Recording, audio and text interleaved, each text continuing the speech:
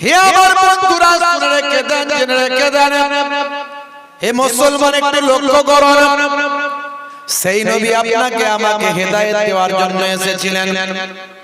এক আল্লাহকে মানুষের কাছে পরিচয় ঘটাতে এসেছিলেন, শিরক মুক্ত সমাজ তৈরি করতে এসেছিলেন, আর সবচেয়ে বড় ইবাদতগুলো আমাদের মাঝখানে ছড়িয়ে দেওয়ার জন্য এসেছিলেন। আল্লাহর ইবাদত করা যাতে বান্দা করে তার জন্য বলতে এসেছিলেন। হে তরুণ যুবকেরা, আমার আল্লাহ বলছেন, মা খালাকাতুল জিন্না ওয়াল ইনসা ইল্লা লিয়াবুদুন, আমি জিন জাতি এবং মনুষ্য জাতিকে আমার ইবাদত বন্দেগী করার জন্য আমি আল্লাহ পৃথিবীতে পাঠিয়েছি। একদিকে হলো আল্লাহর সঙ্গে শিরক করা চলবে না, আল্লাহর কোরআন মাজিদকে মানতে হবে, সেই কোরআন মাজিদ বাস্তব, আল্লাহ প্রদত্ত কিতাব, আল্লাহর সঙ্গে অংশী করলে হবে না, আসমানি কিতাবগুলো মানতে হবে, নবীদের মানতে হবে, একদিকে গেল জান্নাত জাহান্নাম মানতে হবে, আর একদিকে হলো ইবাদত বন্দেগী করতে হবে, ইবাদত করতে হবে। ইবাদত মানে শুধু নামাজ তা নয়, সংসার করছেন সেটা কি ইবাদত নয়? স্ত্রীর সঙ্গে প্রেমালাপ করবেন, ওটাও ইবাদত। সুন্নতের সওয়াব আছে না নাই? ইয়াকুনু ফি মাহানাতি আহলিহি ওয়া ইয়াকুমুল বাইতা ওয়া ইয়াহলিবুনা সাতা ওয়া ইয়াখিতা সাওবাহু ওয়া ইয়াকসিফানা আলাহু ওয়া ইয়াহমিলু বিজাতিন মিনাস সুক। আল্লাহর নবী মাঝে মাঝে ঘরটা নিজে হাতে ঝাড়ু দিতেন।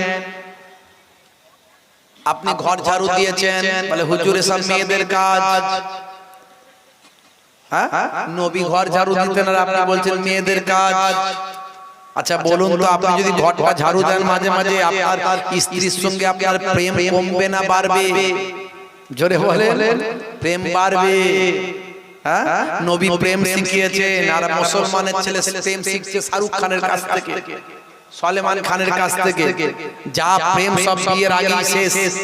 2 বছর যেতে না যেতেই খালি টিসুম ভাসাম, বুঝতে পারছেন? 22440 পাড়ার ভিতর দিয়ে গেছে, বলছে লেগে গেছে। কি হলো রে বাবু? টিসুম ভাসাম। শিক্ষকের স্ত্রী ঝগড়ার সময় বলছে আমাকে বেশি শেখাতে এসো না। অভিনয়ের স্ত্রী, অভিনেতার স্ত্রী ঝগড়ার সময় বলছে আমার সঙ্গে নাটক করো না। দোকানদারের স্ত্রী ঝগড়ার সময় বলছে আমাকে সস্তার মাল পেয়েছো। ইঞ্জিনিয়ারের স্ত্রী ঝগড়ার সময় বলছে মেরে বালি চাপা দিয়ে দেব। কসাইয়ের স্ত্রী ঝগড়ার সময় বলছে কেটে টুকরো টুকরো করে ফেলবো। আর জেলের স্ত্রী ঝগড়ার সময় বলছে মেরে শুটকি মাছ বানিয়ে দেব। আজকালকার মেয়েরাও তো শিক্ষিতা। আরে আমাদের ঘরের মেয়েরা, মুসলিম ঘরের মেয়েরা অনেক সবর করে।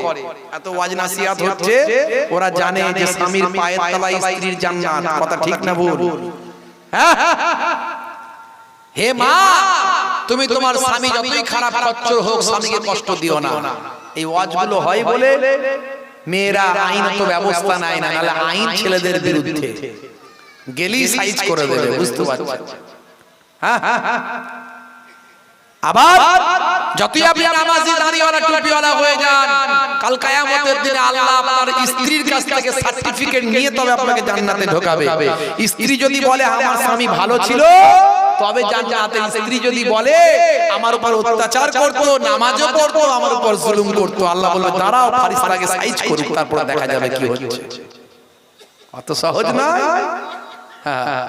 ইসলাম কাউকে কারো হক নষ্ট করেনি, কাউকে ছোট করেনি, কাউকে ইসলাম হক নষ্ট করেনি। হে তরুণ যুবকেরা, হে আমার বন্ধুরা, শুনে রেখে দিন বাবা, জেনে রেখে দেন। তাহলে ঘর ঝাড়ু দেওয়া ইবাদত, সুন্নতের সওয়াব। স্ত্রীর সঙ্গে রান্নায় সহযোগিতা করা ইবাদত, সুন্নতের সওয়াব। মাঝে মাঝে বাজারটা করবেন, নবী করেছেন মনে করে, সুন্নতের সওয়াব পাবেন। মাঝে মাঝে ভাই আমার ছেঁড়া জুতো সেলাই করবেন, ছাগলের দুগ্ধ, গরুর দুগ্ধ নিজে হাতে দহন করবেন, সুন্নতের সওয়াব পাবেন। এগুলো কিন্তু ইবাদত। এই ইবাদতগুলো ছোট মনে করবেন না। যাদের ভিতরে সুন্নত পাওয়া যায় তারা কেউ পথহারা হয় না। রাসূলের পথে যারা চলে দুনিয়ায়, বাতিলের মাথা তারা মানে না। নিশীথ রজনীতে সেজদাতে যায়, হুসাইন তাদের নিয়ে ভাবনাতে রয়, বিপদের মাঝে তারা যতই পড়ুক রাসূলের তরিকা ছাড়ে না। যাদের ভিতরে সুন্নত পাওয়া যায় তারা কেউ পথহারা হয় না। সবচেয়ে বড় ইবাদত নামাজ। অনেক সুন্নতের কথা বলেছি, ইন্টারনেট সার্চ করবেন পাবেন। ডান দিকে কাত হয়ে ঘুমানো সুন্নত, চেটে বসে খাওয়া সুন্নত, বসে পানি পান করা সুন্নত, পেটটাকে তিনটে ভাগে ভাগ করে খাওয়া সুন্নত। হ্যাঁ, অনেক বলেছি। সবের পেছনে বিজ্ঞান আছে, সায়েন্স আছে। সবের পেছনে বিজ্ঞান আছে, সায়েন্স আছে বলেছি, প্রমাণ দিয়েছি। হে তরুণ যুবকেরা, কিন্তু সবচেয়ে বড় ইবাদত কি? আফজালুল ইবাদাত ইবাদাতুস সালাত। সবচেয়ে বড় ইবাদত হলো নামাজ। মান আকামাহা ফাকাদ আকামাদ দ্বীন। যে নামাজকে কায়েম করলো সে দ্বীনকে মজবুত করলো। ওমান তারাকাহা ফাকাদ হাদামাদ দ্বীন। যে নামাজকে ছেড়ে দিল সে দ্বীনকে ধ্বংস করলো। আপনি যদি নামাজ ছেড়ে দেন আপনি মনে রাখবেন আপনি দ্বীনকে ধ্বংস করছেন। তাই নামাজের সময় হলে নামাজটা পড়বেন, এটা সবচেয়ে বড় ইবাদত। দাদা জান, আমার দাদা জান যাকে জিন্দা পীর জিন্দা ওলি বলা হতো, মায়াপুর পীরনগরী হুজুর পীর কেবলা, তিনি বলতেন বাবা দিন রাতে 24 ঘন্টায় 12 মিনিট করে সময় দিলে 1 ঘন্টায় 5 ওয়াক্ত নামাজ পড়া যায়। বাকি 1 ঘন্টা 5 ওয়াক্ত যদি কেউ 5 ওয়াক্ত নামাজ যদি 1 ঘন্টা লাগবে বাবা, এই 1 ঘন্টা যদি নামাজে দাও আমার আল্লাহ তোমার 23 ঘন্টা সাকসেসফুল সাফল্য দান করে দেবে। এটা 5 বার মুয়াজ্জিন ঘোষণা করে, 5 বার। হাইয়া আলাস সালাহ,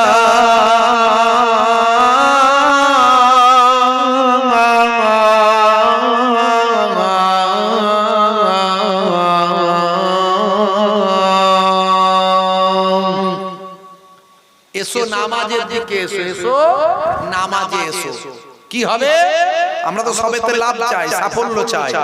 আল্লাহ বলছেন দেখো বলে দাও মুয়াজ্জিন, হাইয়া আলাল ফালাহ,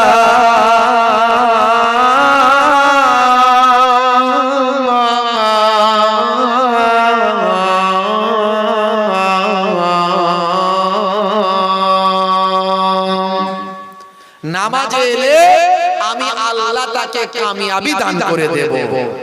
কিন্তু মুয়াজ্জিন যখন আযান দেয় হাইয়া আলাস সালাহ, মুসলমানের ছেলে বলে তাড়াতাড়ি পাঁচতলাতে পালা, ইমাম সাহেবের জ্বালা। কেন রে ভাই? বলে যদি দেখতে পাই তাহলে বলবে পল্টু নামাজ পড়বি আয়, তাড়াতাড়ি ফ্রি ফায়ার খেলতে যায়। আছে না নাই? ফ্রি ফায়ার আর পাবজি খেলতে যায় মুসলমানের ছেলে মুয়াজ্জিন আযান দিলে। এর আগে আমি বলেছিলাম free fire PUBG online game এগুলো খেলা হারাম, আজও বলে যাচ্ছি হারাম। যাদের মোবাইল আছে ডিলিট করুন, তাহলে জীবন বরবাদ হয়ে যাবে। কারণ ওই সমস্ত কোম্পানিগুলো তোমাদের ধ্বংস করতে চায়, তোমাদের ব্রেনকে ধ্বংস করে দিতে চায়, তোমাদের ফিউচার ভবিষ্যৎকে নষ্ট করতে চায়। শাহরুখ খান অ্যাড করছে এই গেমটায় এত টাকা, সলমান খান অ্যাড করছে, সচিন টেন্ডুলকার অ্যাড করছে, অমিতাভ বচ্চন অ্যাড করছে, নীতা আম্বানি, মুকেশ আম্বানি, অনন্ত আম্বানি, তারা সব অ্যাড করছে। তারা কিন্তু গেম খেলে না, তাদের সময় নাই, তারা অ্যাড করে পয়সা পায়। আর ঘরের ছেলেগুলো তারা গেম খেলে ঘন্টার পর ঘন্টা, সময় নষ্ট, বুদ্ধি নষ্ট, ব্রেন নষ্ট, মোবাইল নষ্ট, পয়সা নষ্ট, ইন্টারনেট নষ্ট, লেখাপড়া নষ্ট, পিতামাতার হক নষ্ট, এই সব করে লাইফ বরবাদ।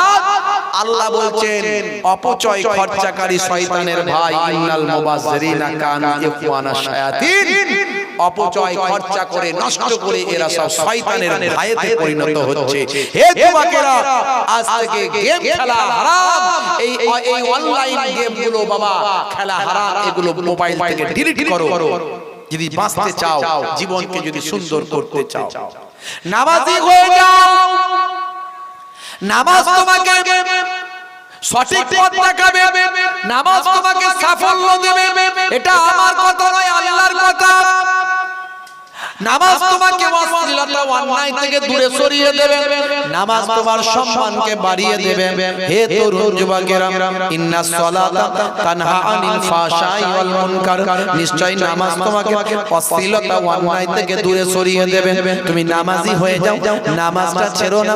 হে যুবকেরা, যখন নামাজের সময় হবে তাড়াতাড়ি মসজিদে গিয়ে নামাজটা পড়বে, নামাজ শেষ হয়ে গেলে আবার কাজেতে গিয়ে বসে যাবে।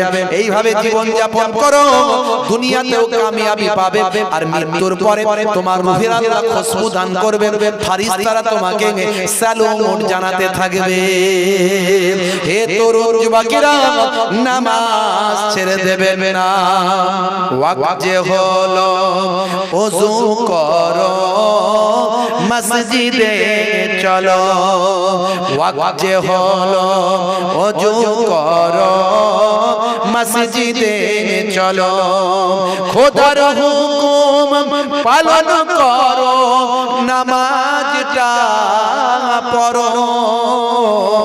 ওয়াক্ত যে হলো ওযু করো, মসজিদে চলো। দিন রাতে 5 ওয়াক্ত নামাজ পড়লে পাবে ভাই জান্নাত। জোরে হবে না?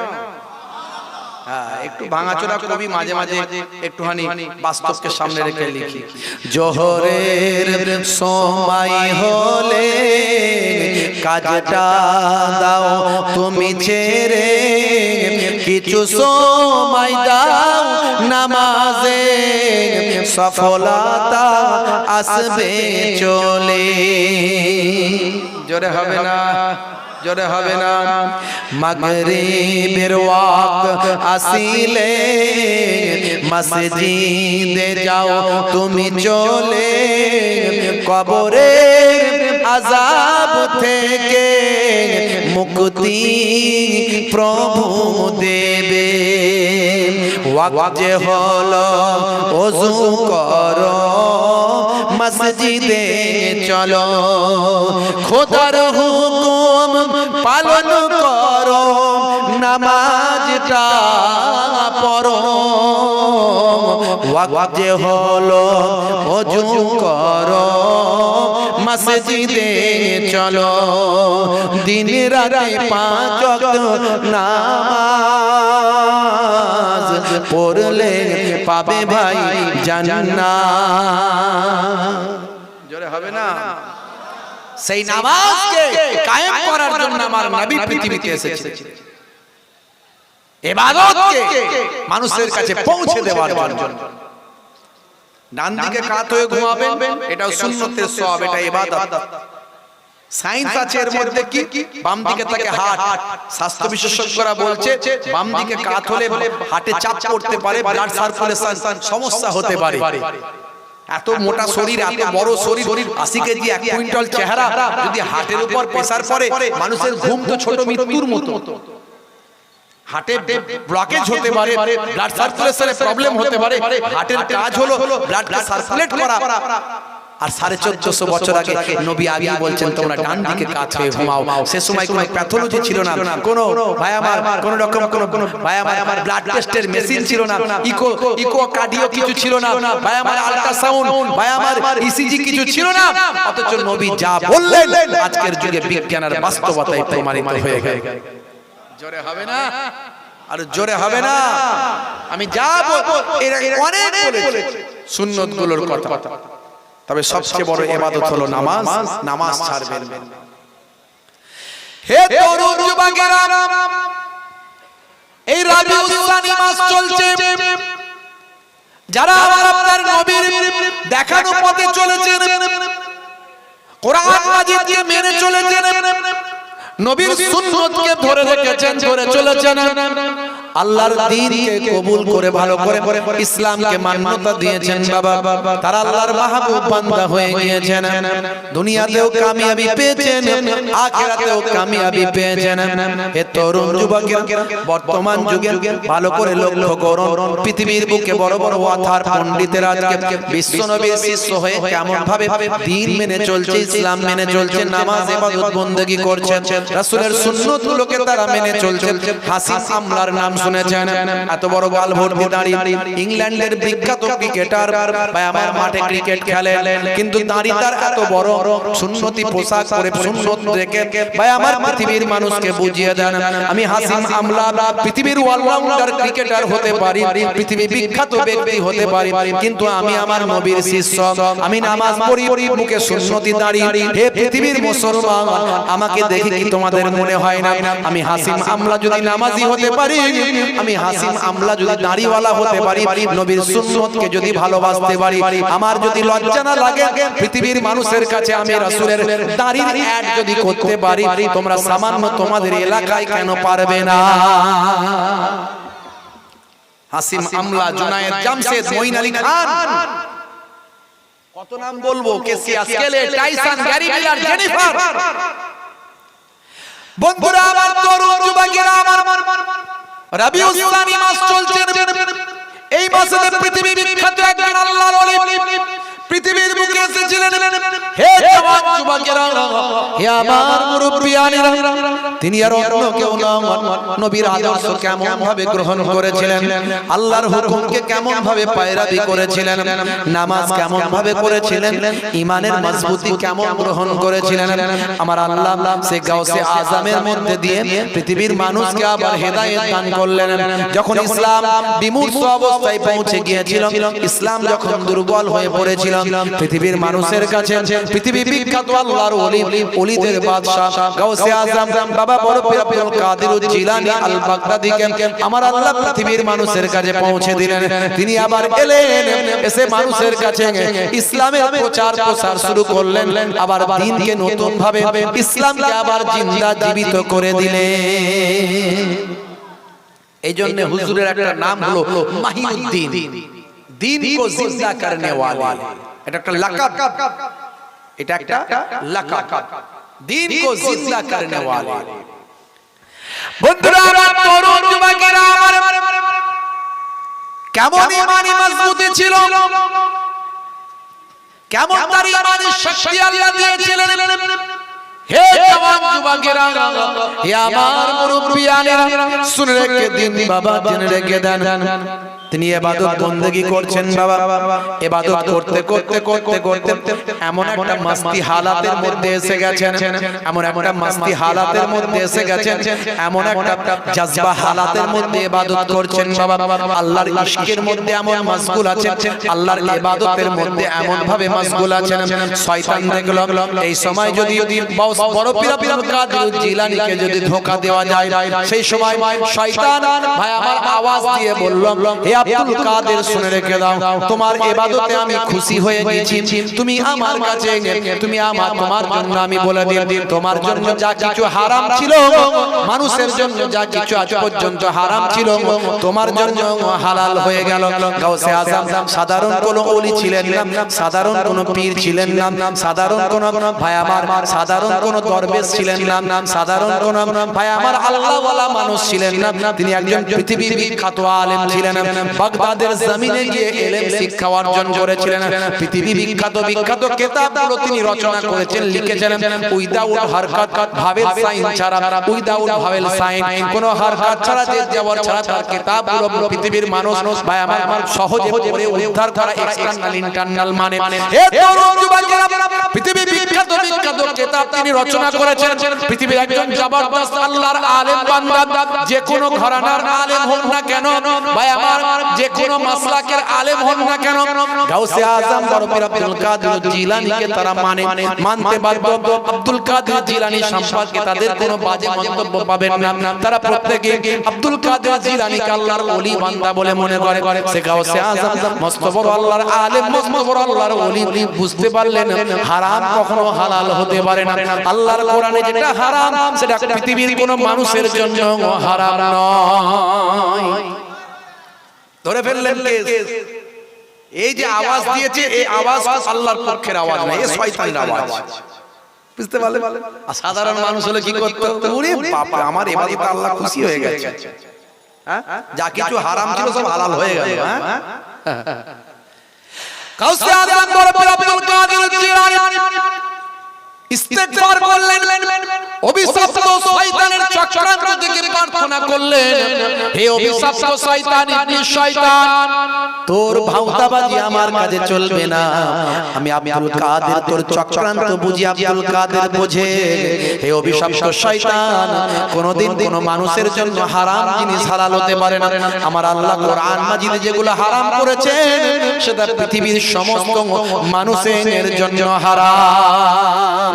সেই গাউসে আজম বরপীর আব্দুল কাদের জিলানী, আমার আল্লাহ তাকে কি ইলম দান করেছিলেন, কি হেলেম দান করেছিলেন, কি জ্ঞান দান করেছিলেন, কত বড় বড় তাকে আল্লাহ মিরাকেল দিয়েছিলেন, কত বড় কারামাতের হকদার করেছিলেন। বাবা বরপীর আব্দুল কাদের জিলানী, হয় আমার তরুণ যুবকেরা, আমার হে মুরব্বিয়ানেরা, শুনে রেখে দিন, জেনে রেখে দিন, হযরত গাউসে আজম ওয়াজ করছেন, ওয়াজ করছেন, ওয়াজ করছেন, ওয়াজ করতে করতে করতে করতে হুজুরের মাথা থেকে সার মোবারক থেকে পাগড়িখানা, হুজুরের মাস্তি হালাতে পাগড়িখানা খুলে পড়ে গেছে, সামনে খুলে পড়ে গেছে।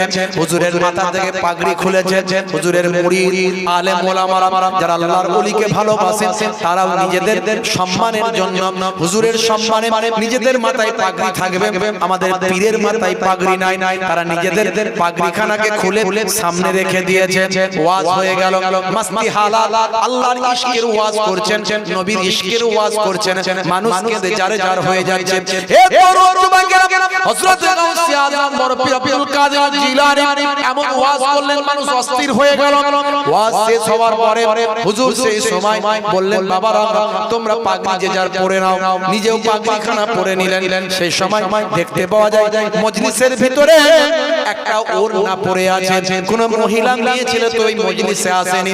তারা ওয়াজ শেষ করে মুরিদানেরা একে অপরের সঙ্গে কথোপকথন করছেন, এই ওড়নাটা কার? এটা তো মেয়ে ছেলের ওড়না, এই ওড়না এখানে এলো কি করে? মজলিসের ভিতরে কোন মহিলা তো ঢোকেনি। এমন সময় গাউসে আজম বাবা বরপীর আব্দুল কাদের জিলানী আল বাগদাদি হুজুর বললেন, দাও দাও ওই ওড়নাটা আমাকে দাও। ওড়নাটা হাতে নিলেন, হাতটা বাড়ালেন, বাড়ানোর সঙ্গে সঙ্গে কয়েক মুহূর্তের মধ্যে হাত থেকে কোথাও ওড়নাটা গায়েব হয়ে যায়, অদৃশ্য হয়ে গেল, হাত থেকে অদৃশ্য হয়ে গেল, গায়েব হয়ে গেল। মুরিদানরা জিজ্ঞাসা করছে, হুজুর ব্যাপারটা তো বুঝলাম না, একটু ব্যাপারটা বলেন হুজুর।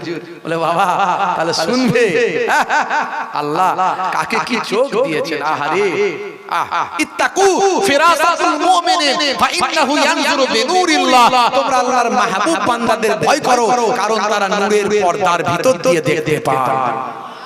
হযরতে ওমর ফারুক রাদিয়াল্লাহু তাআলা আনহু মসজিদে নববীতে খুতবা দিচ্ছেন জুম্মার দিনে, আর ইসলামের শত্রুরা মদিনা শরীফকে অ্যাটাক করতে আসছে। হযরতে ওমর ফারুক কিছু সৈন্য পাঠিয়েছেন মোকাবিলা করার জন্য, তাদের নেতা বানিয়েছেন হযরতে সারিয়াকে। সারিয়া সেখানে গিয়ে মোকাবিলা করছেন, প্রতিরোধ করছেন। এমন সময় হযরতে ওমর ফারুক মসজিদে নববীতে খুতবা দিতে দিতে তিনবার আওয়াজ দিলেন, ইয়া সারিয়া আল জাবাল, ইয়া সারিয়া আল জাবাল, তিনবার আওয়াজ দিলেন। মুসল্লিরা তো আরবি ভাষা বোঝে, বুঝতে পারলেন আরে সারিয়া তো গেছে যুদ্ধে, কিন্তু হুজুর তিনবার আওয়াজ দিয়ে পাহাড় পাহাড়, জাবাল মানে হচ্ছে পাহাড়, পাহাড় পাহাড় হচ্ছেন কেন? নামাজ হয়ে গেল, জিজ্ঞাসা করছে, হুজুর ও খলিফাতুল মুসলিমিন ও আমিরুল মুমিনিন ও আমাদের খলিফা হযরত ওমর ফারুক, হুজুর বলুন তো ব্যাপারটা কি? আপনি এই খুতবার মাঝখানে, জুম্মার দিনে খুতবার মাঝখানে ইয়া সারিয়া আল জাবাল, এ সারিয়া পাহাড় পাহাড় হচ্ছেন কেন? বাবা সারিয়া যুদ্ধ থেকে ফিরলে তাকে জিজ্ঞাসা করবে। সারিয়া যুদ্ধ থেকে ফেরার পরে মসজিদে নববীর মুসল্লিরা গিয়ে জিজ্ঞাসা করলো, হুজুর ও আমাদের সেনাপতি, একটু বলুন তো ব্যাপারটা কি? হযরতে সারিয়া বললেন, সেদিন হযরতে ওমর ফারুকের আওয়াজ যদি আমার কানে না আসতো, আমি হয়তো যুদ্ধে গাজী হয়ে ফিরতাম না।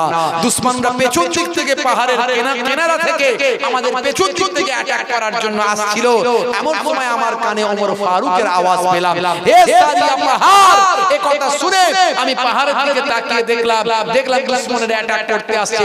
একটা অংশকে নিয়ে তাদের উপর প্রতিরোধ করলাম, গড়ে তুললাম, প্রতিরোধ গড়ে তুললাম, তাদেরকে পরাস্ত করলাম। সেদিন ওমর ফারুক হুজুরের আওয়াজ যদি আমি সারিয়ার কানে না আসতো, আজকে জিন্দা জীবিত হয়তো মদিনাতে ফিরে আসতে পারতাম না। ভাইরা আমার, আল্লাহর মাহবুব বান্দাদেরকে আল্লাহ পর্দার আড়াল থেকে দেখার ক্ষমতা দান করেছে।